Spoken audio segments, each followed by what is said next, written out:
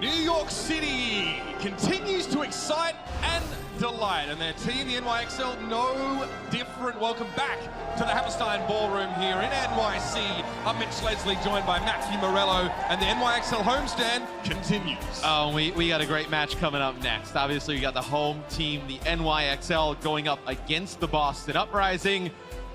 This is going to be a tough one for Boston, right? It's their first game of the season. The home crowd here heavily in favor of New York. Man, I'm not even laughing at Boston. I just caught a look at myself in the preview monitor down here. I look like a 13-year-old going to high school. I didn't even want to acknowledge what you're wearing. Oh, yeah. It's a thing. It's a mood, baby. One person cheered for your outfit. That's right. Yeah. Just one person? Yep. Yeah, no. I didn't think so. It's maybe 3 or 4. Great to be here, of course. And look, yesterday we got to see the debut of the NYXL, right? There. Fans a little on edge early on in that series, a little bit nervous because they didn't exactly come out of the gate as strong as maybe they were expected to. This is, of course, New York, and they thought their team would be out and with a 3-0 easy win. Well, I think the players were a little bit nervous with how loud the crowd reaction was and how packed it was.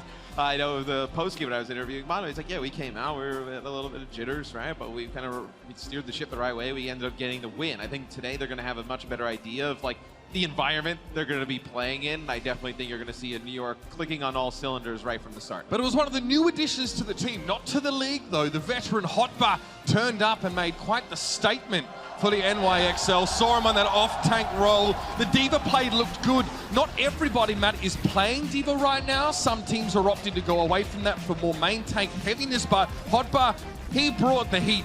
Yeah, I mean, in crunch time, he showed up. You know, in the clutch, Hotbar was great. So he was able to land those self-destructs. We've seen it in the past. I mean, really explosive player. In the past, we've seen him do a lot of things like switch over to Tracer, like, before 2-2-2 and Rollock.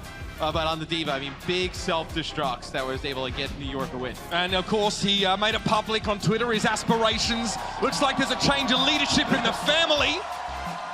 And Hotbar has always been the kind of player that feels himself when he has moments like this. He showed up for the Philadelphia Fusion. He's got some swag to him. He's got some swag to him, Hotbar. And that's what we'd like to see. In fact, that's been a trait of every NYXL star that we've seen thus far. But their opponents, we're yet to see this season. And something tells me there's a certain tension in the room. Maybe a little bit of a rivalry. Yeah, Boston's, I mean, you ain't got to know much about sports to understand Boston versus New York, right? But the Uprising, this will be their first match of the season. They make a ton of changes coming into the season, like a lot of other teams that struggled in years past. So they do have some familiar faces that you're used to seeing on this roster. But, you kind of look back through the Overwatch League, just its history thus far, and Boston in the first season, they were tremendous, right? Striker was absolutely insane on the Tracer, like up there in terms of like MVP considerations, and they make a run, like right in the playoffs, and they're just falling a little bit short. And then last season, it was a little bit all over the place in terms of results. They looked very unsettled. It's often feast or famine with the Boston Uprising, and much more of the latter for them in 2019. They made a lot of new additions. They shuffled the roster midway through the season. Pressure on their captain and Fusions, who definitely felt the pain of many of these losses. Results that Boston weren't looking for, but they've kept the same approach to building this team, Matt. Boston has always been a roster that doesn't necessarily go for these huge names with huge price tags attached to them. They look to build up that talent sort of from the ground up and leverage their coaching staff as much as they can. I got to speak to them earlier on about this new team. You can see a ton of new additions. The Uprising Academy system as well, producing some players now to Tier 1. Yeah, and you see a lot of the off-season departures are names that you would have recognized from this Boston Uprising team, right? Blase, Aim God, Kellex, RCK, Stellar, a lot of these players, move on to some of the other teams in the league. And then now you look at all of the people they brought in. Really, Munchkin, he has Overwatch League experience with Seoul Dynasty. You can bring him into the lineup, very good hit scan player. Outside of that, you're bringing a lot of talented players up from contenders. Yeah, Myunbong got talked up a fair bit on the desk this morning, especially about how he plays around enemies. Sombra, so if you're wanting to deal with flankers, Boston looks like they have the tools. Brusson was very impressive, I think, at the World Cup. He really showed up for his team. I think the Netherlands look great in general. So he's someone we want to be keeping our eye on as much as possible. Yeah, Movement as well, down at the bottom, off-tank player, very strong. Thought he could have been on Team Canada for the World Cup. No, it ended up getting those honors, but you bring him in. He can play a lot of the off-tanks, Divas specifically. All right, well, it's time to get this party started. So let's head down to the floor now to the biggest party animal I know. It's Christopher Buckets. Thank you so much, gentlemen. Give it up for Uber and Mr. X. Now, New York City. Before we can bring out your hometown crew, we've got to meet their opponents. After driving all the way down I-95 to get here, let's hear it from the boys from Beantown, your Boston Uprising.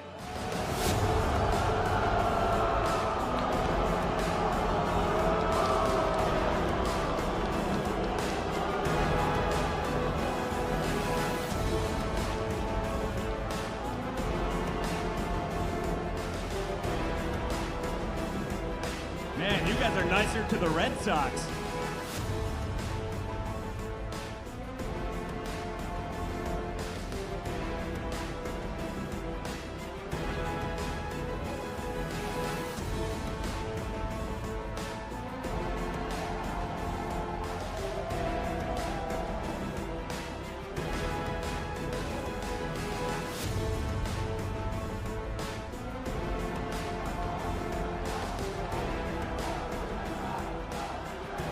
Hammerstein Ballroom, it's time to get loud. They roared over the London Spitfire yesterday. Can they do it again? Let's bring them out. It's your NYXL.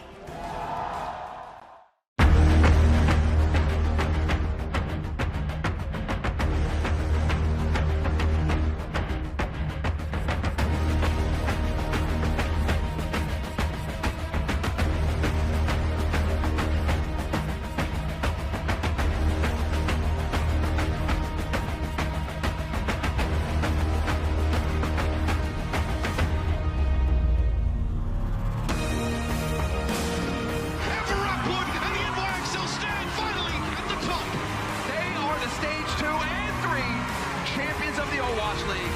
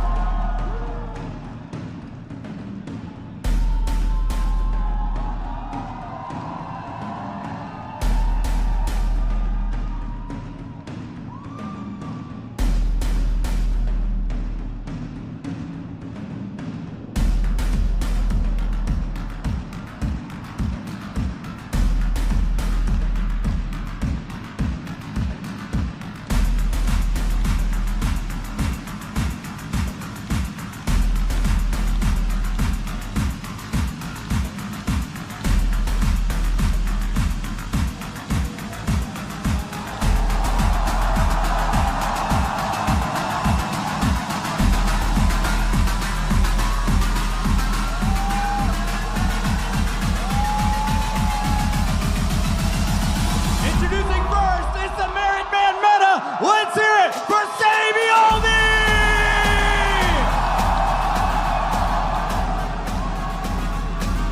Master of the Shatter, let's hear it for Mono!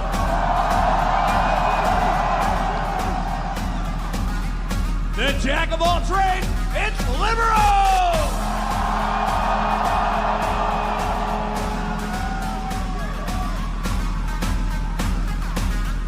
The hit stand king, give it up for Danae!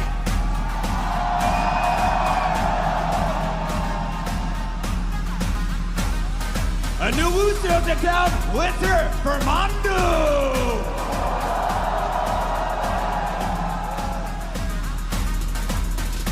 And Bianca!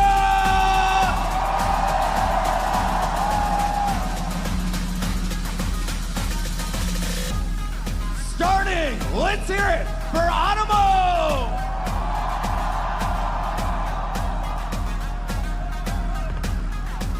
And the newest big boss, show some love for Hanbo!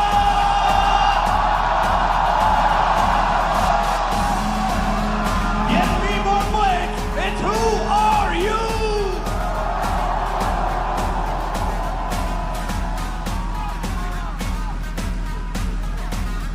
And the new King of New York, show some love to Jonas!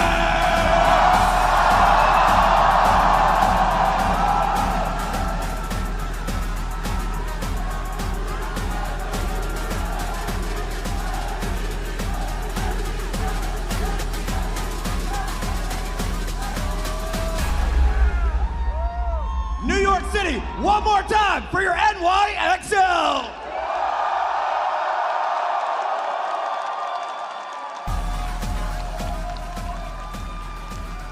The match is ready. Uber, Mr. X, take it away. The Hammerstein Ballroom is popping off, ladies and gentlemen, and we expect no less. Expectations also very high for this NYXL roster again. Yeah. They dropped that first map yesterday, but I don't think anyone was really worried. We did talk with some of the staff of the team, and they said, well, we don't want to be dropping maps here, not at home. You can't. I mean, New York, it's a winning city, right? You tell me, you bro. can't come You're in here from and here, lose. man. Like, come on, man. Like, so you gotta come out strong if you're New York. Who is that on the left? So you're gonna have Saviol be in the starting lineup today, which I love.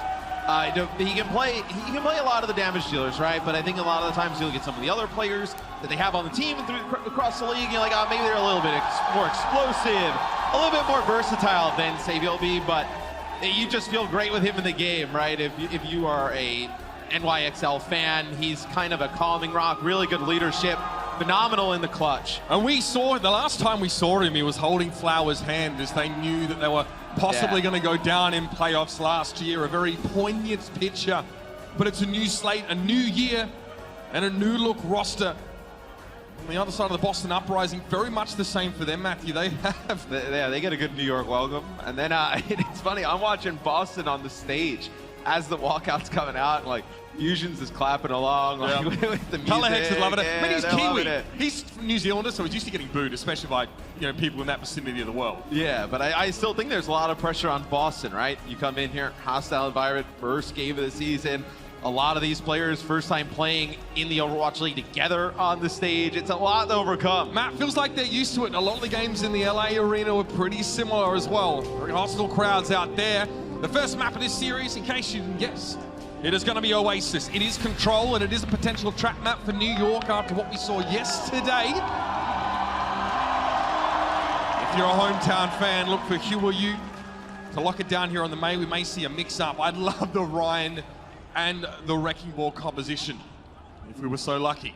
So, over the first few days here of the Overwatch League, we've been seeing a lot of double main tank setups, whether it be the Orisa with the Reinhardt and then some D.Va play as well. But the gate's open. It'll be Hotba switching over to D.Va, and you're going to have Jonak playing the Ana here. Saviol B will come out playing McCree. Boston, an interesting setup. So they go with a dive composition. You're going to have the Wrecking Ball with the Winston. So back, I think, to the traditional dive Wrecking Ball, not even in the game at that moment. So now you have a new age look at it. Now, New York are going to look to play a bit more reactively here. Boston don't have a lot of stopping power, but they are able to burst targets down very quickly if they can access them. Colorhex will work from the fringes while he can to try and build up that EMP. But New York, in theory, should be able to move comfortably onto the point. Flashbang in mid-air. Axiom couldn't drop down. Then he's frozen up. Every form of CC's been leveraged at him, and he's headed out to play in traffic before he returns. And they have to get pressure onto Saviol B. If you allow the McCree to just take shots at range, start working these tanks down. The issue is Boston starts to dive in. You have the May there for the freeze, but be 2 kills that go in favor of Boston early on. Saviol be knocked out of position. Swimmer there, a part of getting him out of the core of that lineup, and no one was able to capture the point during that fight. So Boston wait for New York to set up, then they pounce. And here on Oasis, it's very difficult to get the point back. This point is so open, you can just kind of contest it for so long, just having players trickle in.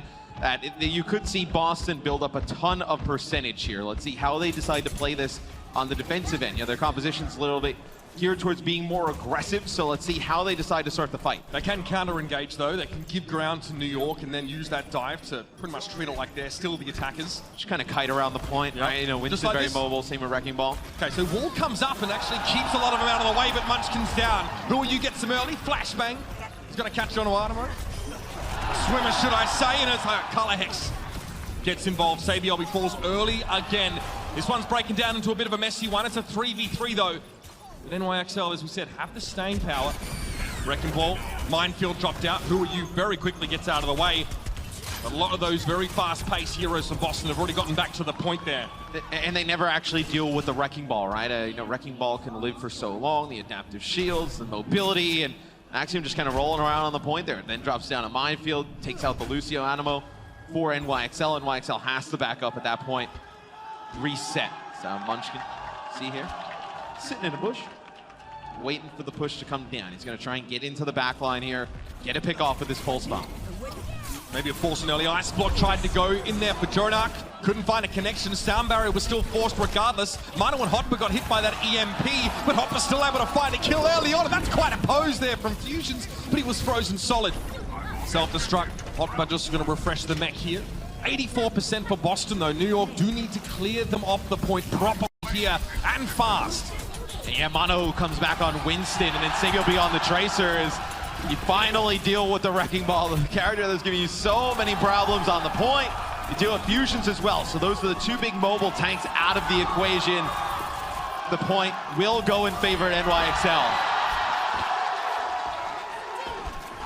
Samuel now back to the Tracer, definitely a pick he's much more well known for. Some switches here for Boston, Matt. Yeah, good adjustments here for Boston. So now that they see New York come out with this dive composition who wants to be very aggressive, you know, with the Winston and the Diva in terms of tanks, they switch to a much more, you know, point-oriented control, right? With the double shields, two main tanks, lots of health between the Orisa and the Reinhardt, and then you can just kind of protect Color Hex. Well, you may not be able to protect him from that, but the idea is to let Color Hex get set up on the McCree, and you protect him with the main. This is actually a very New York composition map from last season and seasons past in general. Boston trying to go for one of their looks, but they lose the main source of damage early. When somebody look at Sabiobi. Chase down on Myunbong. Mano connects. That's a Moira pancake. Color Hex, he is on Tracer. As soon as he saw Mano and Sabiobi coming towards the spawn, he blinked all the way back. He'll be going back on to McCree. So that tells you, especially with the changeover to Baptiste, right? Now you can set up that immortality field. You're going to have a changeover to Ana. So you can actually still play around the same type of style I was talking about before. You can set up around this McCree, try and have the dive come in, and then blow up some of these targets with that flashbang, and then maybe a fan the hammer. Moongon goes for a sleep dart. Forced back there. A lot of cleave damage from Mane, but he's frozen. He tried to Primal Rage. He was burst down early in the fight, though. Boston will move fairly ponderously towards the point while trying to wrap the McCree around the left-hand side. And Huayua is going down. This is not good news for New York. They can't afford to give this point back at all, but they may not have a choice. Munchkin has a Blizzard. Even if they step up and try and challenge him here, it could be dangerous for NYXL. They've got to go now at 99%. Here's your overtime. Hotba does have a self-destruct, gonna come over the top. Let's see what he can get with it. It gets up blocked there by Axiom. Big expectations for that one, but it fizzles. He'll at least get a reset on the mech. He'll need that extra health in the fight to come. That's the stick. Hotba finds the kill on Color Hex, and this is what they were looking for. Huayua taken down by Axiom, but it was a suicidal charge. And Munchkin comes out very sheepishly of his ice block. Faces his demise. NYXL now in control, and there's a chance for Boston to stall this one out, but they have to be fast. Shoes on the other foot now, Matt. And you're gonna have a touch here from Boston. Swimmer gets on the point. He gets taken out immediately. Fusion's now on the Wrecking Ball. Get back. He tried to pile drive, but he got interrupted. Taken down by Hotba. Saviolbi now is free to harass the backside. There's no peel left for Boston. Munchkin can barely step foot on the point. It has to be a nano boost for Axiom now to keep at least someone there, but he's sleeping on the job.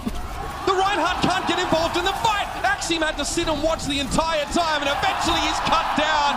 NYXL, they retake control. Fusion's just trying to stay alive now. It is a game of stall, but Saviolbi is almost as fleet of foot as the hamster. Swimmer's cut down. Pulse pistols akimbo, and Saviolbi combining with Manu to clean them up.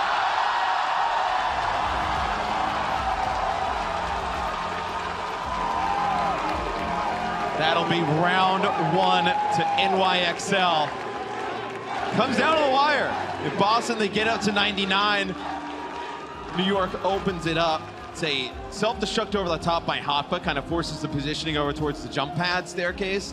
And that's when Saviolbi hits that pulse bomb. They have to use a sound barrier to keep players alive, but still just enough damage to be able to give themselves an advantage, New York, to push on through. Slightly different look to what you might expect from Huayua if you've sort of seen a lot of his montages in the past. He's much more trying to provide that utility than he is trying to secure final blows. That responsibility falls on Hotbar and Saviolbi much of the time. Pharah Mercy, whenever you see Pharah, you're gonna see Mercy out there for Boston. You're gonna go with Wrecking Ball Orisa, which is really interesting. The Orisa here probably just to get point control and just some kind of pressure on the point. you'd have no kind of standing power on the point if you didn't have the Orisa, and because of the high ground, if they're going to run the McCree, you would have played some of those dive heroes. If they get knocked down with whether it be a Lucio Boop or whatnot, they would have been just sitting ducks for SabiLB on the point. So you get the Orisa on the point behind the shield, you play around that, some poke damage here from the Pharah, trying to deter New York from getting on the point. Yeah, New York have much more presence on the ground. It's up to Colorhex to really open this fight up early on, but it's Axiom taking the brunt of the early damage trades. He will retreat behind Fusions. His barrier now, and Mano gets a bite of grenade from Jonak, keeps him in the fight. I mean, you get a hack on Amano. That's about least SabiLB taking out the Pharah in the sky. It'll get rezzed on up, but still, you might be able to create enough pressure off of this. Dangerous. He does see Colorhex take back to the skies, though, when he needs to shift his focus away from the Batix he was trying to cut down. Colorhex playing extremely safe. You see SabiLB, by the way, nano boosted. You love to see it. Mano takes down Munchkin, so he gets the charge. Very aggressive switch from Mano, but Colorhex is still looking for some action. He gets rid of Jonak, but he'd already deployed the bite grenade. And that was Hotbar, blocking that rocket. But Jonak is a lot of the healing for NYXL on the Ana-Lucio combination, so can you just window players down their health bars with the Pharah from range and be able to take it back? As Colorhex above the NYXL right now with that rocket barrage. Barrage in, Colorhex trying to cut any entrance to this high level away. Ice Block had to immediately be used by Who Are You to avoid the barrage.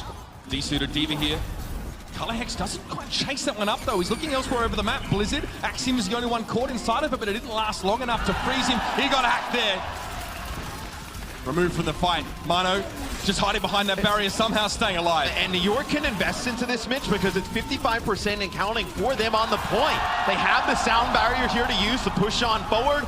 Mano comes back on the Winston, gets 3, SabiLB with a cleanup on the Fusions. And after that really prolonged first fight, New York gets that first fight win and 70%. See how that one went down again from Mano's perspective after switching off of the Reinhardt, and again, he was the one to pull the trigger and go forward. And Boston were not ready for it at all. You're Boston, you're almost you have to use ultimates here. That is a cheeky spot there as Boston, they panic, they back up a bit. Oh, Munchkin! Got a snowball's chance in hell there.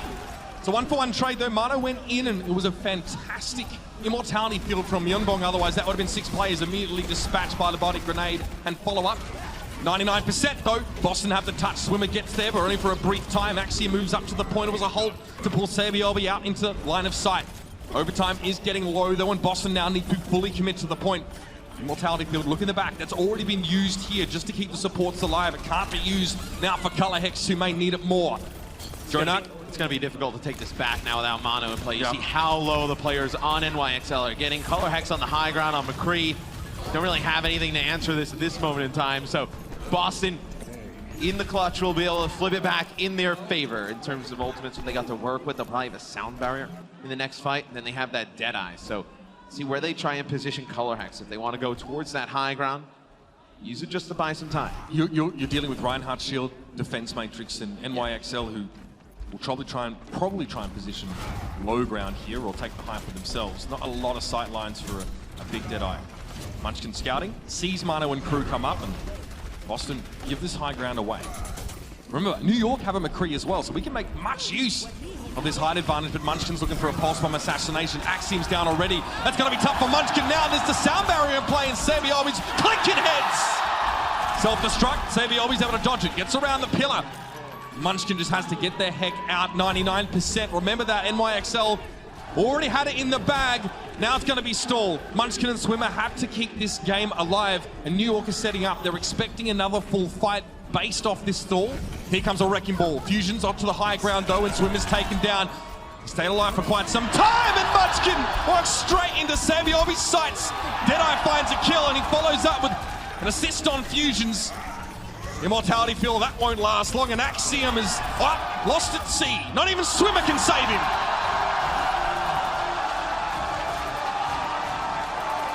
Much cleaner map 1 today from NYXL than yesterday. Once they were able to get the high ground, the biggest thing for New York about getting control of that high ground, forcing Boston down, they were able to get a much better use of their nano boost. If Boston would have held that high ground, it would have been a really difficult spot. They could have kited all that damage from SabiLB. But as soon as they give up the high ground, they nano Sabiel B, they use a Blizzard, they push him on in with the McCree. Sabiel put down a ton of damage, but flips the point to New York at the end. Big variety from Mano, especially in that main tank role. New York showing us some different looks. We'll see what map 2 looks like just around the corner.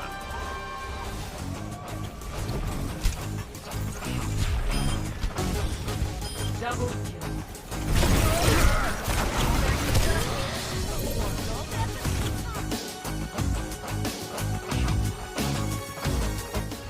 Coca-Cola is the official refreshment of the Overwatch League.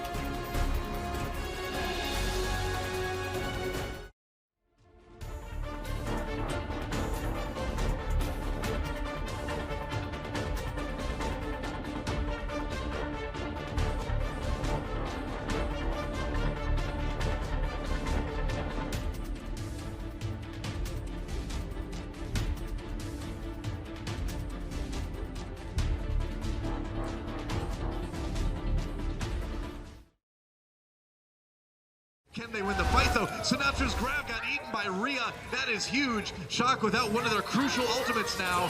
And everyone's gonna take a ride. Huge move for IDK. He gets 2 with it. The Diva and the Brigida going down into the well. And they are not coming out again.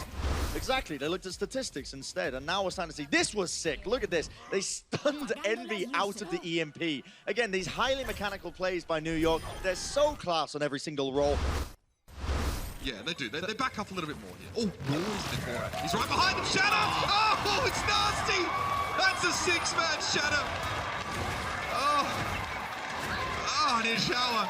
If Bumper keeps playing well, you're going to see all different types of stuff like this. You know, the flanking Reinhardt becoming pretty popular. To nail everybody with an EMP on the defense, but he is going to go ahead and manage to pick up a few. That was a quad hack, and this is a wipe. Excellent execution coming in from the Hunters. That's not justice raining, that is a storm from above. What is this? What are they doing right now? Oh, that is interesting. That is a Can really... you get over the roof there?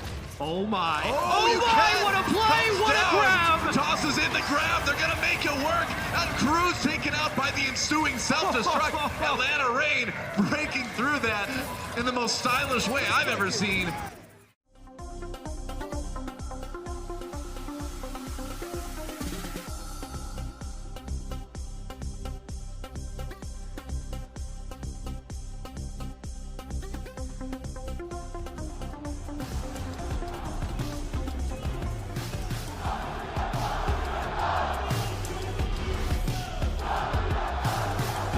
Welcome back, ladies and gentlemen. Hammerstein Ballroom is going off. Puckett and the crew down there having a great time. Puckett's been getting these people rowdy. Yo, he's been throwing shapes, bro. I thought he was too old for that. Look like the guy in the Progressive commercial. But no. I mean, you see Puckett's face, he's never too old. I mean, that guy hasn't aged in forever. They're still trying to live the frat days, I'm quite sure about it. New York, though, I mean, they're giving their fans a reason to celebrate. A great start here on, again, Control, which yesterday didn't look so great for them. Fans, I think, were willing to give them a pass on that one, but they didn't have to this time. And I'm sure all the other players on teams around the league who didn't have home games this week are now looking much more forward to theirs. What do you think? I think Boston might be as well. Yeah, when they're not on the receiving end of another team's crowd. It does make a difference, man. I believe it. Let's talk about Sabiel a little bit, Matt. We saw him come in now for that map number 1, played a bit of McCree, switched to Tracer there. Still looking pretty sharp. I mean, Tracer McCree, he couldn't ask for anything better from Sabiel, right? Like, those are like his 2 heroes that you consider like at the top of his hero pool, right? I know can play Reaper as well. In the past, you've seen him play like Roadhog, you know, when he played some, when you can switch over to the off tank. But really, it's Tracer as the main, McCree is the secondary. And I think he makes a ton of sense being in the lineup all the time. Sabiel B and Mono, for me, are like the rocks of this team, right? Jonax, the MVP, the explosive Zenyatta player, flex support. But you know, in the crunch time, you want to see Mono in there. You want to see Sabiel B in there. And especially when you can get them on like the Winston Tracer combination together, they start putting in that work. I think Myunbong also looked quite good for Boston, Matt. Yeah. He really saved their bacon when they got 6-man grenaded by Jonak. Playing, we start to see this a little bit. I think we saw a fair bit from San Francisco. Like Violet would like to play aggressively forward on Ana and get these big bio nades. Now it is risky because Ana doesn't have a lot of mobility. If she gets caught out. San Francisco could play however they want. I mean, they were that good last year. But again, the kind of aggressive play can backfire if you do get caught. Didn't happen that time, and we're heading now over towards our second map, which is it's going to be a hybrid map here, and the NYXL look pretty calm and collected here. I'd say with Sabiolby rallying the troops, Matt, they're feeling very much at home. And Who Are You comes into the lineup. We haven't really talked about him, but how explosive he can be on heroes like Doomfist. That's like right. We saw some Genji yesterday, but I think he comes in is kind of look at how like Libero was for NYXL, comes in with the same type of like hero pool, maybe just a little bit more explosive player. Well, look, Libero, like Libero, more like highlight type, like big play. So fun fact for you, Libero is actually a position of volleyball, the person who defends or tries to return the ball. I've been watching volleyball anime lately, Matt. It's been good. That's how I know that. Volleyball anime. That's right, the Libero is the defender. So you can tell the off season is long when you start watching volleyball anime. You can just look at my beard and tell that, bro. Right, NYXL. Your shirt's inspired by volleyball anime as well, I assume. I don't know how I got approved, bro, but 2020, man. It's a mood. Out the doors come the Boston Uprising. I'm going to have a talk with our wardrobe tonight. I love it, bro. Both teams bust out the May McCree setup. Jonak on defense going to be playing the Ana, so he can actually see the positioning he's playing down by the point. Gives him an angle for potentially like a sleep dart or biotic grenade as they come on in, and then also Ana being able to heal at range, able to heal those players up on the high ground. But now you're going to position him towards the back of the point here, give him those good sight lines. Again, there is May in play for both teams here, so expect plenty of walls. Fusion's got slapped, and that's a 3-player bio. But Jonak almost pays the price for doing it. I mean, but that's the downside to this sort of aggressive style, going for the big nades, man. And he has to be careful, though. I mean, Colorhex, as soon as he sees Jonak up on that high ground, or they're not being protected by the shield, going for those really aggressive biotic grenades, he's going to try and put pressure on him with McCree. Deadeye on the way for Colorhex, not so much for Sabiolby here. Boston slowly encroach here towards the point. They do have the Orisa to play around. They have a lot of shielding between Fusions and Axiom, but NYXL from the top rope. Mane wants to get involved in the fight. He's nano boosted, and Boston trying to back up. Great sleep dart connection onto Myeonbong, and that sort of forces that immortality field, and this could be scary. I wonder what Mane was looking for there. It's hard. I mean, they have double shield, right? The Orisa shield is up almost all the time. Oh! Shatters around the shield. He got Swimmer. But still, with that amp matrix, not able to follow up. Maywall on the point, but Boston moved up. Mano's gone down, I guess, punished for that sort of attempt at going for a shatter. Hotbar frozen, can't do anything to mitigate the endothermic blaster. Sabiolby able to find Munchkin, but has to play safe for the time being. Just from the high ground, and I really don't think there's much here for him to do. Myeonbong looking, here's the halt. Yeah, I mean, I don't think you're going to be able to make anything happen here for New York. I'd be shocked. Mono goes charging off the top. I mean, kind of have an idea what they think about trying to contest the point at that moment. Once you see him pull the reinforced charge off the top rope, hey, go off, dead. King. I'm good for it. Yeah. So now it'll be Boston with a good first point take. You ended up building up that Deadeye on a Colorhex really early on. In turn, you end up giving Jonak the nano boost, but still it forces Mono into a really awkward position. He's got a weak shield. When the Deadeye's out, he has to go in by the spawn point here of where Boston's spawning up now, and just allows him to put some extra damage on the players on the point. Now, Boston, how do they ration these ultimates here? What do you think a win condition is for this fight? Is it trying to look shatter, I guess? There it is. Who are you? Mano knocked down in this fight. Over pretty much before it begins. Yeah, 3-player shatter there from Axiom. You end up using the supercharger as well. So you're going to keep the cart rolling for Boston in a very important part of the map. We see a lot of teams like to push up towards that initial choke, get some pressure, get some defensive stands at that point, but Boston doesn't allow it. They combo 2 ultimates here, get the cart moving. Now they're going to be aggressive and try and take this high ground. Maybe looking for a Deadeye to play from this area, force the New York XL to try and play through the choke, give Colorhex a good angle. Oh, and Matrix as well. That is despicable. Just buying time. Timing a little bit off there. Hopper didn't actually eat the halt, so someone could have been drawn out into line of sight for Deadeye. That payload, by the way, is contested. You don't want to play on the payload here if you're Boston. You're going to walk straight into a Blizzard. They go down with a Blizzard of their own, trying to get a pick off at the start. Mono trying to back away. You got nano boosted here. Fusions is down. It's a 1-for-1 trade, though. And Colorhex has the high ground he was looking for. I'm not going to make that Star Wars reference again. It went really badly last time. Anamo. Oh, Colorhex. All right. Sabiolby's able to respond, though, and find that 1-4.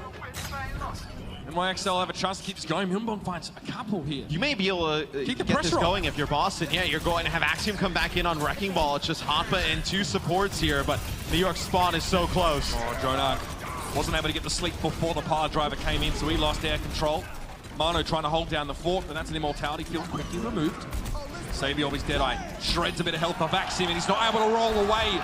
The NYXL finally recover here. Saviobi's on cleanup duty. And now does Axiom have to switch off of this? Is Saviobi cleaning up Color Hex with the headshot there at the end, as Axiom will go back to Reinhardt, so more of the double shield composition for Boston. Who are you? Back over to May. This will be another difficult point of the map to get the cart over the line to get that second checkpoint. May in this close quarter area, that's why you see them keep accessing the high ground. They don't want to play under that bridge with that May. Saviobi doesn't want to give it up to Colorhex and let the McCree just sort of rain from above. And Deadeye again, second in a row to Colorhex. Can't find much from the wall, gives New York enough time to get Honestly, away. though, you don't really want to give up the high ground a lot, but if you're New York here, you don't mind it. I mean, look at how many areas there are on this map and the hide from the pressure from the high ground, which then just forces Boston down to the low ground, which is exactly what they want to play around the May more. You have the Diva anyway, as NYXL, so you can mess with the McCree, and oh dear, someone's in trouble. Axiom gets caught up with the rest of his team. Mano tries to finish him off with the Fire Strike, but Fusion steps up, tries to save Axiom with that Fortify. Mano has to respect the damage there. Boston, 1 minute left. They're regrouping here, they're gonna go for a fight, but Colorhex, he reveals himself to Flash, who are you, and gets his head taken off as a result. Wall up, Boston wants some privacy. And Boston's not gonna get a full reset here. They keep extending this, and players coming back from the spawn. Colorhex switches to Widow. Yeah, you were even for a little bit in terms of the players up, but New York just spawned so much closer. That is a Salif cross-map Jonak on the Munchkin, so you have to wait for him to get up, but Color Hex on the Widowmaker. This tells you they know this is final fight territory. They just need a pick at the start. Again, Hotba's tracking him though. Hotba will chase him to the ends of the earth. Color Hex playing. This is a very passive angle. He doesn't have exactly many sight lines, but it's safer. Who are you taken down by? Munchkin. Here's a Deadeye. Everybody on Boston just backing up. Saviobi will hold this for as long as he has to and buy some more time. They need Who Are You back in the fight. He won't be taxied in though. Animo does not have the bandwidth to bring him back here. Hotba does have a self-destruct, and he's behind the enemy right now. Let's see if it comes in big. 8 seconds to the skies goes Hotba, looking for a bomb. It's good. He'll get Axiom. That's one shield taken out of the mix, and Saviobi gets rid of Munchkin. Who Are You standing tall on the payload? And just like that, the NYXL snatched the point away. But Boston is able to make some progress, right? They capture that first point. They almost make it to checkpoint B. But New York's defense, very strong at that moment of the map. You know, they never got in a situation where Boston had like a 2-player advantage. Really, the only time was when they had both supports on the point, and they were waiting for Axiom to come back on the Wrecking Ball. But take a look from Saviobi's perspective at the end. This has to be fun to see for the NYXL fans. Listen, I know Orisa looks like a horse, Saviobi. You cannot ride it. All right, we're gonna be back with a little bit more Blizzard World right after the break.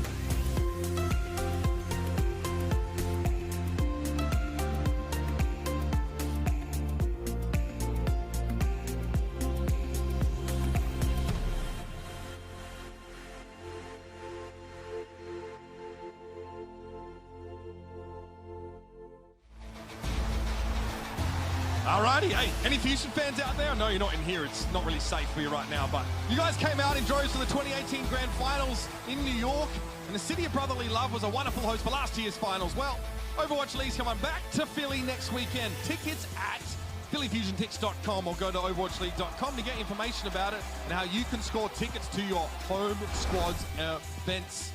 But right now we're in New York. We're focusing on the here and now, man. I got my Lion shirt on. I'm ready to roll. And New York is looking great. They're able to stop Boston from completing that second checkpoint. Hopper's like, on their offense. Haven't got enough multi-kill bombs yet today. You know, it's Hotba, we've talked a little bit about him, right? A lot of talk in the offseason. You know, Mecco leaves this NYXL squad, goes to the Houston Outlaws. And they bring in Hotba from, you know, former Philly Fusion player, right? In season 1, last year with the Guangzhou Charge. I think he's fit in great. I think Hotba gives them some flexibility a little bit later in the season. Let's say the meta starts changing, he can play so many different heroes. As things shift to the defense for Boston Uprising, I wonder if we see much of a change. Doesn't seem to be the case. They do fancy this Orisa Reinhardt combo. I talked to Ben Best earlier and I said, hey, like, you guys are fancying this double main tank setup. Is it just because, you know, Smex is in here, or you know, you feel like this is better? NYXL leveraging Hopper much more in the Diva role. So we are seeing some different styles from these teams, not just one composition that everyone's going to. Also, Myunbong playing a lot of Batiste, which we haven't seen a ton of. No, we've seen a lot of Ana in that Batiste role. So on offense for New York, it looks like pretty much the standard what we've seen from them so far, right? Reinhardt with the Diva, McCree and May. You have Jonak on the Ana and Animo on the Lucio in the back. And really, it's going to be Boston on defense playing that turtle, you know, really sheltering up behind both of these shields. A lot of damage early on that shield. It is the highest durability shield in the game. Still got chunked on down. New York is still able to approach, though. Mano will try and use those boxes to break line of sight to prolong the shield even more. New York splitting a bit, so just around the backside, there is actually Animo and Hotba trying to get a flank going on, but Mano always prefers the direct approach map. Fire strike, both walls down. So Hoppo was doing, he was trying to get up onto the high ground with Animo to knock any players off there, kind of deter them from taking that angle. And Hoppa's just holding that down. Up on that high ground, he's able to actually look down with the defense matrix and block some of that damage coming in from Mano anyway. So good positioning. Actually, I like it. Animo pinned down, and without utility of the speed, NYXL decided to want to commit to this fight. Even though they can't really charge up. Shadow, nice. Munchkin taken down, Swimmer also stunned up, and that will probably be enough. That is going to be a fast first point take here for the NYXL. Good shatter from Mano, but Hoppa's positioning, able to get up onto that high ground, not allow anybody to get up there again. You know, Color Hex trying to access it again with Swimmer and not able to just get that Diva out of the way. Diva has such a large HP pool, a defense matrix, good offensive capabilities, so can't exactly challenge her one-on-one. Oh, I like this, trying to catch the Uprising as they rotate. He's got to split them up, they get Axiom as well to trade though. Mano down. Sabiobi wants to push forward now, and NYXL just want to try and overwhelm. Immortality Field did help, but it is destroyed, and okay. The card's not moving at all, yeah. Swimmer v Jonak. Swimmer in his debut, Jonak. Ah, come on. Like on the MVP, dog. On the man. Oh, you know what, though? I like some audacity. Oh, my God. Swimmer dies there, but still, it's actually pretty nice to just deter the card from moving that much. I mean, think about how much payload progress NYXL would have gotten if he doesn't buy them that much time there. I mean, the payload would be almost over here by the bridge, approaching the end game. Supercharger down, wall up. This will allow NYXL just to drop down. You have a self-destruct here for Hotfire, and if the Uprising are on the high ground, it may force them to drop. And Orisa shield only works one direction. Okay, Hopper will move here and let the rest of NYXL go to the high ground. This has been spotted though by Boston. We've got plenty of ultimates. They let that supercharger way down, so Fusions doesn't get anything with the supercharger. The Orisa ultimate. No real angle to use a shatter here. It's gonna have to drop down maybe behind this Deadeye. Beautiful Maywall there from Who Are You? Yeah, a Maywall though under Color Hex from Munchkin to get him above it. I like it. Munchkin now drops to the low ground here. They're trying to get rid of Mano, but he's trying to do as much damage as he can before he's dispatched. Hotfir's back to the high ground. Color Hex has been removed and Munchkin was knocked down. Immortality Field won't save the Uprising. New York just flipped the switch and they are so close to the goal, Matt. And that'll be it. Boston get wiped off the map there. As much as they tried to play cagey, play safe, NYXL forced them to the low ground and hit him with a haymaker. That is a fast map for NYXL.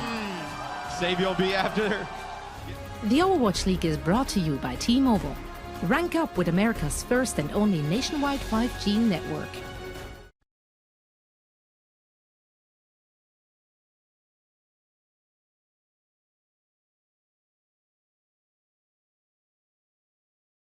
The break. Who are you, by the way? 23 eliminations, 70% kill participation. Let's now head over to our friends back in LA at the desk for our game break. The Overwatch League is brought to you by T-Mobile.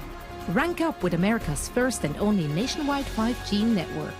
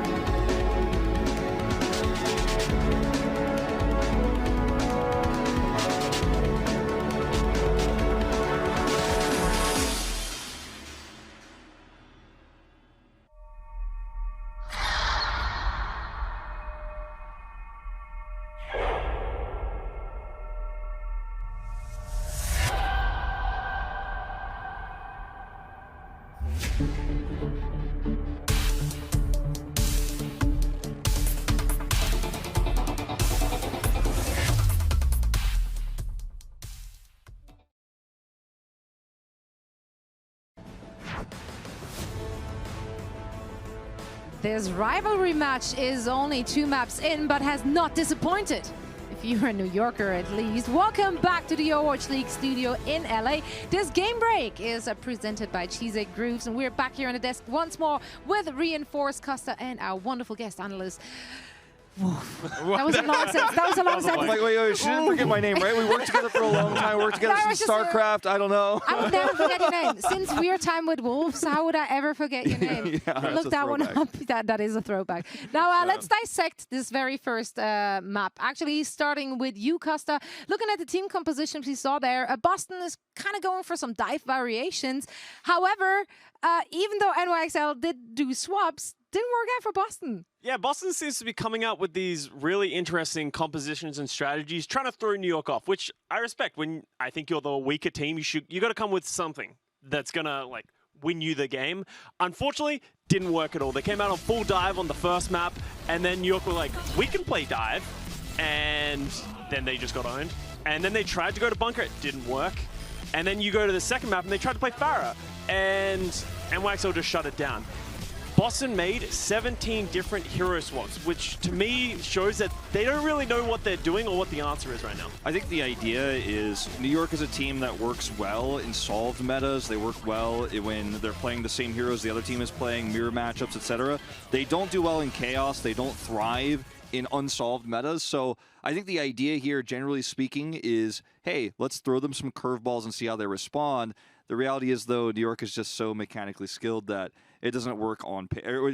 It's a good idea on paper, but in practice, not so much. And it's interesting that you bring it up that way, because this is something we saw all throughout last season. Boston always coming in with the game plan, but then if it didn't work out, like that was just kind of it, right? Like, you had a good run, boys. Pack it up. Exactly. Now, if we're looking at that second map, though, they did switch it up a little bit. They went away from their dive compositions. Reinforce, what did you see and did you like it? I like the composition they came out with on map 2 a lot better. I think it suits them better to play a bit more of a low-risk composition, and that's what we saw when they were playing the McCree and the Baptiste. They took their time. It took a long time to cap point A, but they did it methodically. It was low risk, and New York Excelsior, they couldn't really abuse the mistakes that Boston Uprising did. So I like that a lot better from Boston Uprising. Unfortunately, on the second point, New York Excelsior, they just decided to mirror Boston Uprising. And at that point, on paper, New York Excelsior, they're just a better team, right? So the golden rule to swapping heroes, rule number 1, okay, is you always have to be one step ahead. And for a large part of these maps, Boston Uprising, they were actually one step ahead in terms of composition. They had the better composition. And you could credit the coaching staff for that. But in the game, the players just didn't make the right swaps on the move when they needed to do it before the maps were over. So when you're mirroring compositions on Blizzard World on point 2, I would love to see ColorX swap to Widowmaker a lot faster, because then you have a distance advantage. And so even though New York Excelsior, they are playing the McCree, you can play the Widowmaker and kite further away, and eventually you're going to win that matchup because you have the better composition. So Boston Uprising, I love what they were doing with their compositions, but you have to be one step ahead and take it even further. Well, guys, my imaginary clock says it's crunch time, presented by Cheesy Grooves. So, Costa, who came in clutch in the first half? Season 1 MVP, Jonak, doing something. We got a 5-man purple here. Yeah, 5. I was trying to make sure it wasn't 6. And it's pretty much a free fight win. You don't see this happen very often these days, but hiding with a counter nade, that gives them a free engagement. They pretty much win the fight for free and just secure everything because they don't have to use any ultimates to win that fight. Now, Wolf? I mean, I don't really have that much more to add on that. It's just those kinds of moves are really risky, but when you have full knowledge of where the enemy team is and how they're approaching, it gets a lot easier to kind of set up these big plays. You know, you see Bumper do these shatters and things like that. It's not something you want to try like in your ladder games unless you're on a really Good coordinated disclaimer team. here. Yeah. Please don't, is what he's saying. But especially, I think it's really convenient for Jonak to go for those as well, because Boston Uprising, they weren't playing Diva, right? They're playing with 2 main tanks. So you have no Diva, you have no defense matrix to actually eat that biotic grenade. So I think it was great from Jonak to go for that play. It won't really work if you're playing against a good Diva, because they will check their corners and they will use the defense matrix. But great play coming out for Jonak. There was a reason he was MVP. Yeah, you can't drop shields and react to that in that moment. There's just no way you can block that. This doesn't. You don't have time. It Unless you're as good as me. Well, you know what, guys? I think it is time to get back to the rest of the match to see if there can be an uprising in New York. Yes, bet puns never get old. We will be back afterwards.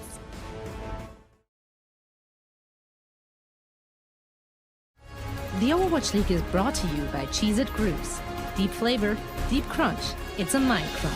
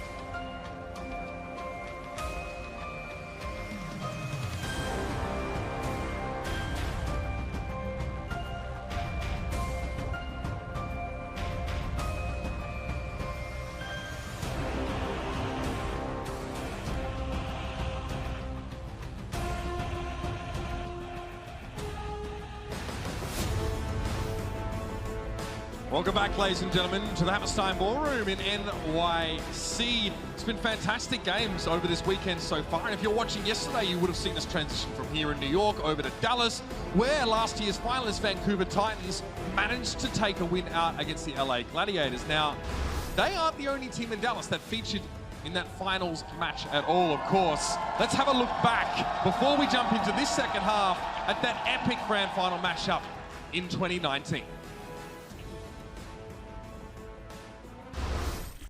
These two teams have been head-to-head and neck and neck. The Titans have just put on an absolute show for us. They've proven that a new team could come in, absolutely dominate the league. San Francisco Shock look dominant on paper and in-game. This is it. It's all come down to this. The two best teams in the league right now. This is going to be incredible. They've been at the head of the pack. They've been defining how the game is supposed to be played in a number of ways, adapting to certain metas. Their teamwork is better than any team we've ever seen before in Overwatch. I really believe that.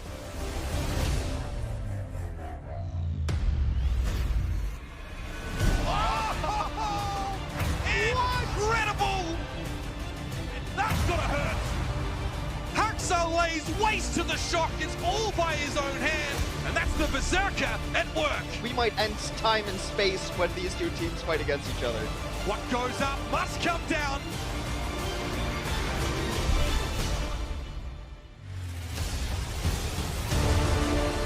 These two teams have been head-to-head and neck in so many metrics.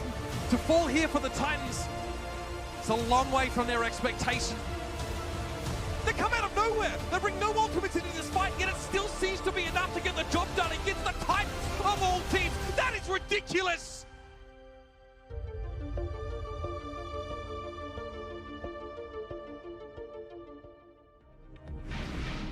Oh, that was giving me the feels, man. What a matchup and a fond memories, of course, of that grand finals. Well, the San Francisco Shock, they're going to be in Dallas today. They'll be playing their match against the Dallas Fuel at the end of the day. Before that, the Titans go up against the Los Angeles Valiant. And the desk this morning back in LA was a little bit split on that game. Yeah, I mean, you know, I think the Valiant are going to be a team that surprises people early on. Sure. I think that when I was doing my predictions this morning, that was like the toughest game that I had a problem with the whole day of Valiant Titans. I think it's going to be a very close matchup. And I know the Shock versus Fuel in Dallas at the end. I mean, that is a tough one for Dallas. We talk about having like a home crowd advantage. You know, they may need to throw some extra players up on the stage. I mean, that's going to be a tough one. Last time Dallas had a homestand, they came out of that one undefeated, and they didn't win a game after that for quite some time. So they're hoping to get some glory live in Dallas, but we're still here in New York, and there's much to discuss still with this match, although we may not have many maps left in it with how dominant New York are looking. Yeah, I mean, New York up 2-0 right after the halftime. It looks like only maybe one substitution in the both teams coming in here after the half. So Boston going to kind of run it back with the same roster. New York, we'll see Nene in here for SBB for what could potentially be the final map in this series. No doubt about it. We saw Nene, of course, when he first joined this team, he played a heck of a lot of Zarya. That was kind of the meta back then, but we've seen him flex through a lot of those different picks, and he's probably one of the most dependable DPS players on this roster. We saw tons of him yesterday. Sabiobi gets subbed out here, but I definitely feel like his impact will be a lasting one as he hit the stage, got the team fired up. They're 2 maps ahead, heading into what potentially might be their match point. Yeah, now the next map that'll be coming up is the Temple of Anubis. So with that map coming up, maybe you want to play some Widowmaker. Maybe Nene is the guy here to bring in, play that role. He can also play McCree, he can play Reaper, right, if you're going to go towards that point B on attack. So you see the first 2 points. I know Oasis was relatively competitive. I know Uprising did get a good portion of percentage on both those points, but New York's able to flip it. Blizzard World was a little bit of a different story. Boston was good on their offense early. New York, once they held on defense, they got so much momentum. Their offense was fairly easy to push the payload the distance. When we've talked about New York over the last couple of years, yes, the game has changed, right? We've seen different meta games, different compositions, but they've always seemed like they wanted to play a bit safer, a bit more defensive, right? This is the kind of map that's going to lend itself to that kind of approach. Boston, I feel like, have tried to emulate them on multiple occasions, but one thing I really liked from Boston on this map last year was how they rotated and they used fusions to try and flank people as they push on the attacking side. You know, we've talked about that type of NYXL where they're, you know, a little bit more reactive instead of the aggressive team. But I think with a lot of the additions that they've made throughout, I know even like last year in the offseason, now this year, you know, even refining the roster, definitely help them be a little bit more proactive on the map, a little bit more aggressive, right? Hotba, not as safe as a player like Meko, right? He's gonna play a little bit more aggressive. You bring in Who Are You, who can be very strong, like a Genji player, Doomfist player when needed, be very aggressive in that role. And then I think you can also still play that old New York style, you know, the tried and true, a little bit slower. So I think just making themselves a little bit more of a well-rounded team with these additions. On offense, Color Hex going to be playing the Hanzo. Hanzo really good at bursting down these shields, long range, medium to long range pickoffs. You don't see a Widowmaker on the other side. You're pretty safe to play the Hanzo here in answer to McCree. Yeah, but New York have only been playing with one shield so far, so Color Hex will be looking for some picks as well. Try and work Mono down or get around him as much as possible. Swimmer just dives in here, perhaps hoping to knock some New York players off this high ground, and he's done just that. New York will probably have to cede this territory over to Boston now. Boston have a chance to set up, but much depends on the Hanzo, and if Color Hex can't find those opening picks, Boston don't get anywhere. Now Boston's going to be trapped for a little bit. We'll see what they decide to do, how they get out of this situation. How they get out of it, maybe by going all the way back to the spawn. And then his Peacekeepers, he's able to take out 2. You know, if you're Boston, right, you want to push through that choke. You want to get control of that bridge. Allow the Hanzo to start getting some pickoffs. Buy him some space, but you have Hotba playing up on the high ground. He actually goes over towards those windows over by the Mega Health Pack, plays up in the high ground, just being a nuisance. It's very difficult to hold the break. That wall's designed to allow Boston to get into position without taking too much poke damage, but New York don't want to give them this space, man. Look at them push them. Color Hex is in no position to find picks right now because Hotba is hot on his heels. Despite this, though, Axim and Munchkin get stuffed. Ah, you're kidding me, that could be filthy. The shields were ready, though. New York didn't have enough players to distract Boston's attention away from the big old bomb. That one's a little bit of a Hail Mary. I mean, you throw it in there, 2 shields and made. Not really a great shot. Jonak in an odd position here. Is he going to be able to live through this? Say 2, they keep alive with a sound barrier. Immortality field here from Yongbong as Boston are caught off guard a little bit by this. Hotbar is going to get desuited and taken down. How much time can New York buy now? Nene's looking for a little bit, but the shield was in the way. He may have taken it very low, but he needs to find kills, and so far the healing for Boston has been good enough to keep them up. Boston should be able to take this point. I mean, you just have Mono alive and Animo is where the Hanzo becomes pretty effective, right? Bursting large HP targets down, the one-shots at like that medium to long range. See what New York decides to do. I don't think they're going to come back and contest this. They have a lot of players that are very far away, but Hotba making his way towards the point. They may want to fight this with the switch over to Tracer as well. Oh, they may try and force another fight at least. They're going to have a go. Amplification Matrix is thrown down. Mano hits the ground. It's pretty hard, to be honest. Boston was already prepared to deal with him. Hotbar also a little low. It's a matter of buying a little bit of extra time, but not really sure what for because there are no more real reinforcements to come in, and that Earth Shatter only on a Hotbar. It looked like Boston were reluctant to follow up on just to the single Diva. And we'll see if New York can force some more ultimates out of Boston as they try and capture this point. Now they're playing a dangerous game. So this is going to be the Boston take now. So New York gets back in, stalls out a little bit more. Okay, bro. Now you asked for it. I mean, he's waving to the crowd. That's to be expected. But hey, if you're going to get booed, you may as well get booed a lot. What's the difference between being booed a little bit and booed a lot? At least have some fun with it. I mean, there are a few key differences, but we won't have time to go over them. Dragon Strike for Color Hex here. Wants to try and get New York grouped on the point. Crowd are furious. Yeah, the crowd now is displaying what they think about Boston as a team. It's a Color Hex, though. May not like him, but he takes out Hotba and Nene. He is showing up now. He loves it. Color Hex living to be the villain. Boston get one tick here on the point. Who are you? He tried to go for a Blizzard. I think he lost it. He must have been taken down before he could release it. And that is really bad for New York. That was the ultimate they needed on this fight. Who are you has to switch to the Doomfist now, which might be a bit of a change of pace for them, but so far New York trickling in one by one and finding very little for their troubles.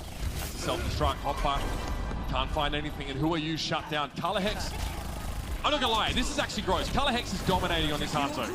Yeah, but you know what, though? Jonak had rotated all the way around to the choke. Now they finally know where he is. Doesn't matter, though. The retake is there. That shouldn't have happened at all. Well, Jonak, for what felt like, you know, seeing on the map, maybe like 30 seconds, is playing from the offensive choke, just healing the players as they come out. Big biotic grenade sleeps onto the point, and they were not able to make any progress, Boston. They get 2 ticks, but towards the end, right, the progress had stalled out. They were not able to complete the map. Matt, Colorhex is no longer waving at the crowd. I think he's getting a bit serious now. 1 minute 40 left in the round. There's an Earth Shatter here. Munchkin, he had Blizzard. He's out of the picture already. Axiom just has to run away. There's no chance for Boston now in this fight. Mano very aggressive, but he's looking to get value out of the nano boost and build another Earth Shatter if he can. And this is a full-scale rout. You know what it is. Colorhex picking up some kills, having some fun. The rest of his teammates are looking at him like, see what you started, man? Why'd you like this? Why'd you do that? But NYXL, they don't have any ultimates here coming in the fight. I mean, Ant Matrix, Sound Barrier, Shatter, Blizzard, really good chance for Boston to get that final tick. Matt, you feel like if Boston want to stay in the series, it has to be here, but they turn it up to 11. They start with the Amplification Matrix, but an Ice Wall will block that for the most part. So they'll have to wait. Jonak, that's a big biotic grenade, Matt, onto 4 players. Immortality field, though, had to be there by Mumwok. Earth Shatter, no real connection at all. The Ice Block immediately used by Who Are You, but they've lost Jonak. A lot of their healing, and there's a lot of their utility. Crowd control now is going to be missing. Remember, just the 1 tick, that's all that Boston needed to get this one done, and they do! They snatched it away from New York. And 2 checkpoints is going to make a big difference for them as this game continues. The Hotba went to go touch, and Swimmer boops him off the point. Then Animo not able to make it back on. That's how Boston's able to get that 2nd checkpoint. Finish with 27 seconds in the time bank. Oh, we see you, Boston fan. All right, we'll be back with a little bit more Temple of Anubis and see if Boston can hang in there right after this. Or maybe will this guy make it out alive? I don't know yet.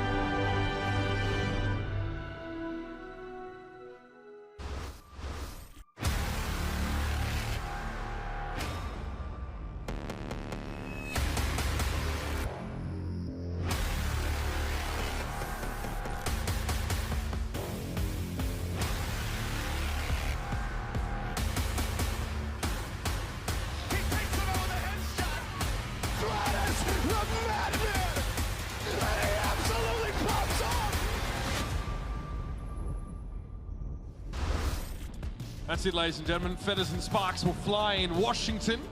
But right now, we are here in New York and Boston. I think they're feeling it more than anybody else. They managed to get themselves a couple checkpoints, Matt, but New York are going to look to reciprocate.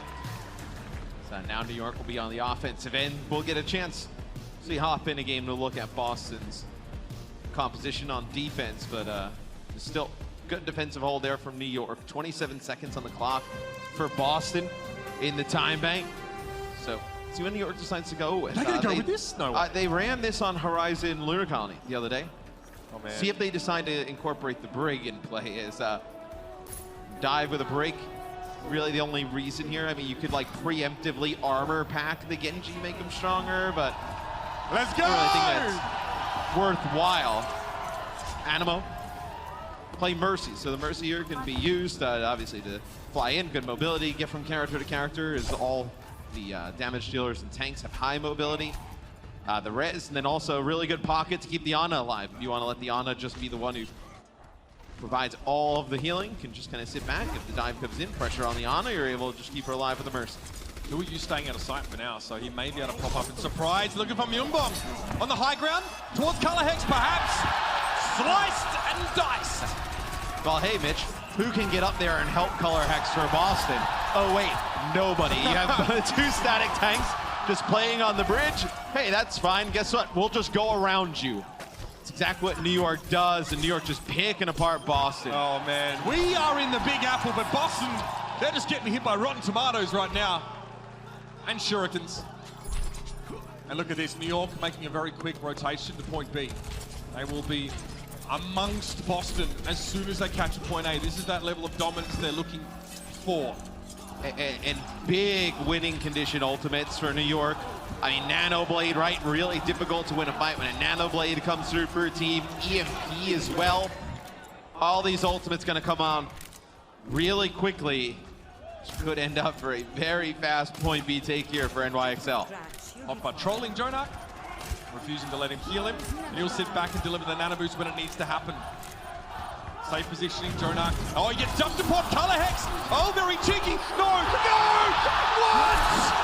Oh, that's a yikes. The 1v1.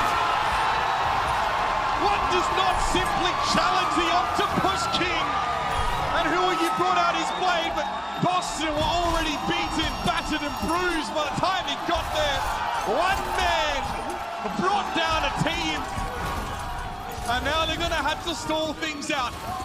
You got a blizzard here for Boston. Nope. Well, no, not anymore. No chance. Who are you? Had him put that one away real quick now, looking to sit behind a supercharger. And just gonna pressure fusions down. There's little he can do but sit behind that shield. Colorhex gets the pick on the Genji, but the numbers still favor New York, and that's the res. It's for Jonak, the VIP, back in the mix. What a massacre!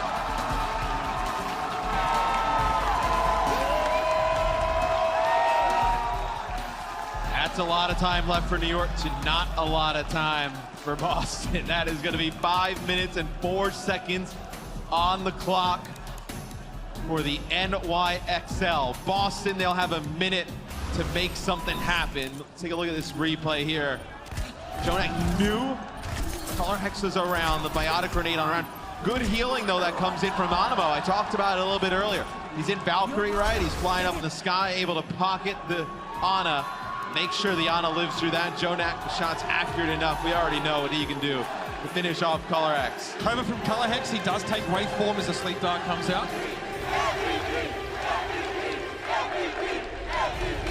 City of New York greets their king once more. It's been a while since New York Sports had MVP. Sorry, guys, sorry. Hey, I'm a fan as well. I'm a fan as well. It's tough out here sometimes. I am. I don't know if he is, guys. I always thought he was a fake New Yorker. Hey. Fake New Yorker. At least you know it's a New York crowd. They live in Boone, New Yorkers, right? So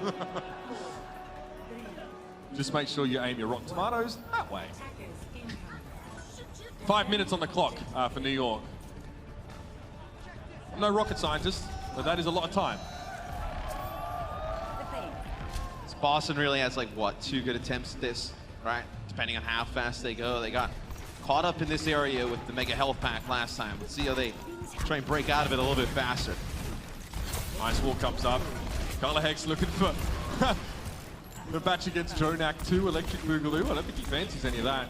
This time you go with the McCree, so a little bit easier to pressure some players when they get close. Oh but my! Doesn't matter, Nene with first blood. I mean, Hotbutt gave him a proper tickle as he did a drive-by on the high ground with the rocket boosters. He was already quite low. Axiom, clever, aims his shield upwards. He knew the flash was coming. Who are you got caught out of position there? Frozen up by Munchkin. 7 seconds left. New York want to buy some time. Boston can't afford them that luxury. Big binding grenade on Axiom Infusions, but Color Hex was still able to find Nene. He's in a safe spot. This is exactly where you want to be as an attacking Widow. With heads turned away, but Color Hex can't find the kills. He gets Mano, but he was already frozen solid. Pressured down now. He can't get away with a grappling hook.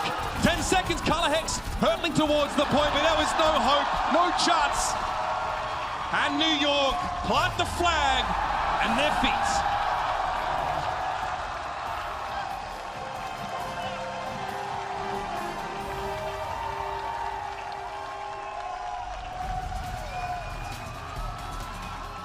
New York can smell a win here. Got to get one tick on the point in 5 minutes. Take a look from Mano's POV. Ends up getting one, and then the shatter is actually big because all of the Baptiste healing that's coming down from Myungbo through the Amp Matrix, not able to do that, obviously, when he's stunned on the ground. The Blizzard comes down a hair too late there. The damage is already done. If you're Boston, what do? All you've come out with here is double shield, right? You play the double shield with the Hanzo again. The Hanzo plays further away. The dive could be what New York goes with to break it open just like last time, so.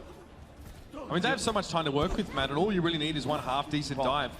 Yeah, I mean, that's it, right? I mean, New York has such a big advantage here. They can see what Boston's running, go back, make the proper adjustments, and have multiple fights to make it work. So, Color Hex cannot play on the high ground on his own now. Technically, Myunbong could join him with the Exo boots, right? You mentioned who's going to help him out. I mean, that's not really what Boston want to have to do. They want to actually take advantage of his AoE healing and not use it on a single target. So keep an eye on where Color Hex sets up, because he best be respected after that. It's difficult to keep any of these squishy targets alive when a dive comes in with a Winston, Diva, Genji. So is this enough healing for Boston in general? Like, do you think I'm going to get dived? Do you go with this? Or are they just trying to play for that immortality? Yeah, it's really the immortality build, right?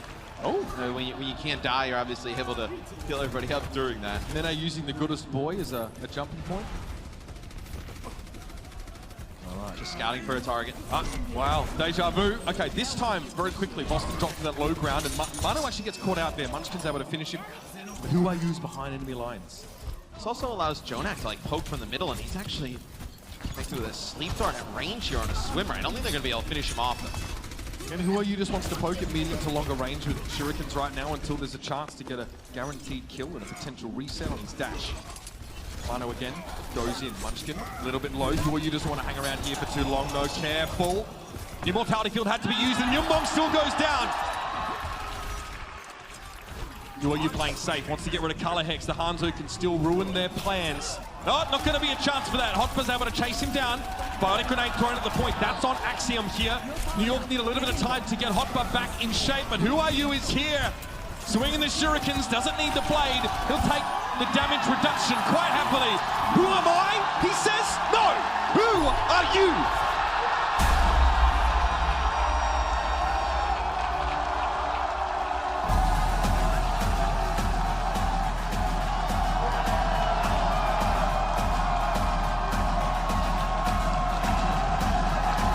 New York gets a 2-0 start to their season. A win yesterday, a win today against Boston. And they look strong today. A quick 3-0. And we've seen this plenty from this New York franchise. But we all knew it was very important for them to come to their home city to make a big statement off the bat and set a precedent of excellence this year, like they've done since 2018. You expected New York to be one of the stronger teams in the league as well. Just looking up and down their roster, the history of work from year 1 to year 2. Just can this team keep it going the whole season? Can they finally be there at the end? I think that's the question. It is a marathon, more this year than ever before for our teams in the Overwatch League. Let's see if NYXL can go all the way. So far, so good, looking pretty fine. I know who else is looking pretty fine. It's my boy Hexagram's on stage with an interview with SPV. We're here on stage, obviously. You know, Sabiobi. I'm here with player manager Steven. Sabiobi, you played a lot of McCree today. Please tell me you're still a Tracer main at heart. 세별비 선수 오늘 1, 2경기 때 맥크리를 정말 많이 했는데 아직 가슴속에는 트레이서가 메인이죠? Absolutely, Tracer is my main.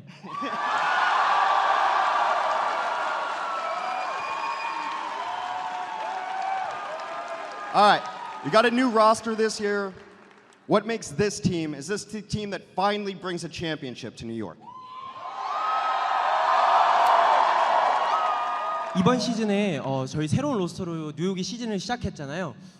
이제 드디어 팬들을 위해서 이번 시즌 이 멤버로 우승할 수 있는지 한 말씀 해주세요. 일단은 진짜 너무 잘하는 팀원들이 왔고 원래 팀원들도 되게 잘하고 해서 경기를 이제 우승할 수 있는 적기가 온 것 같아요, 진짜. Sebel is saying this is the year. We're the New York gonna win this year. We have such a good member right behind you guys.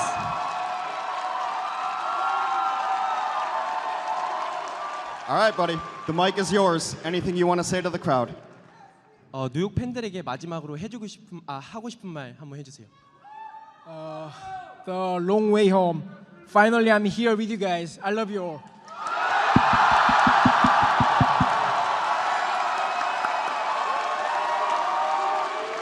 All right, New York, let's give it up one last time for your NYXL!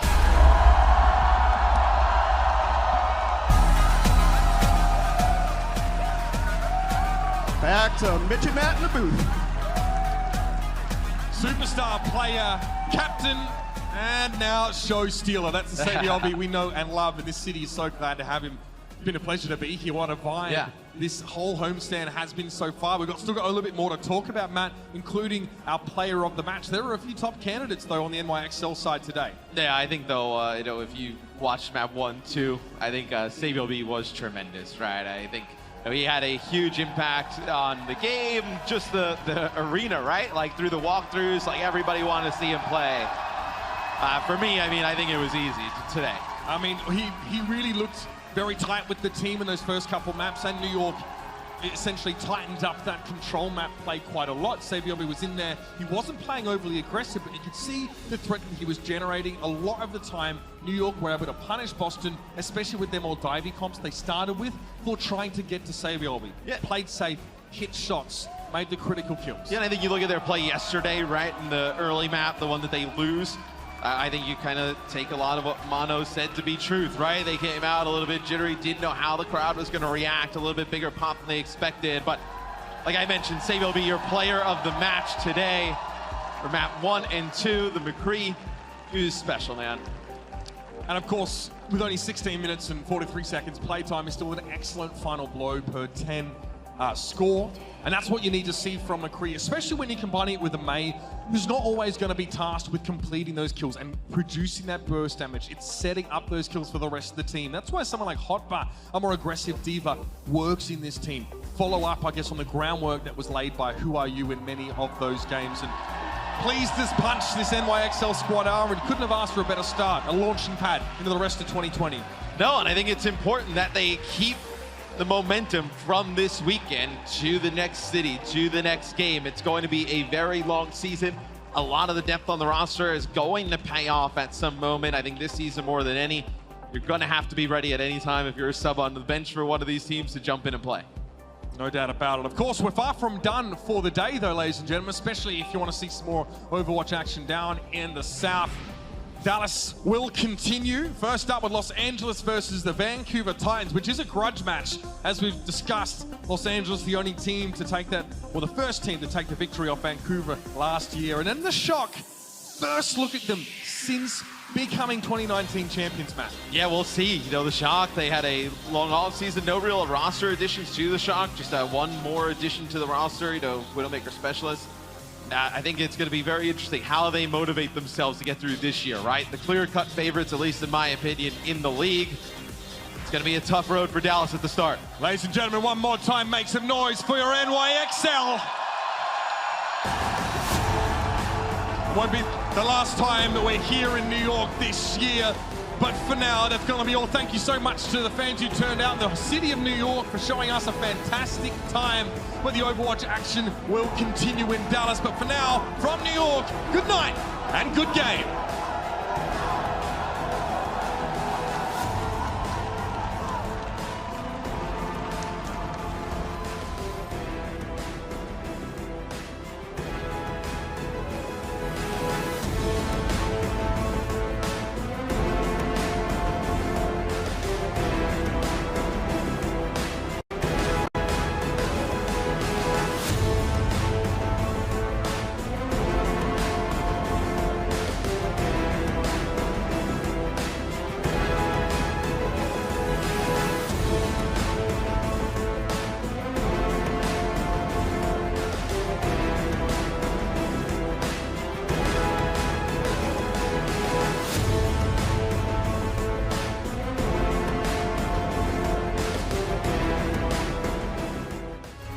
Coca-Cola is the official refreshment of the Overwatch League.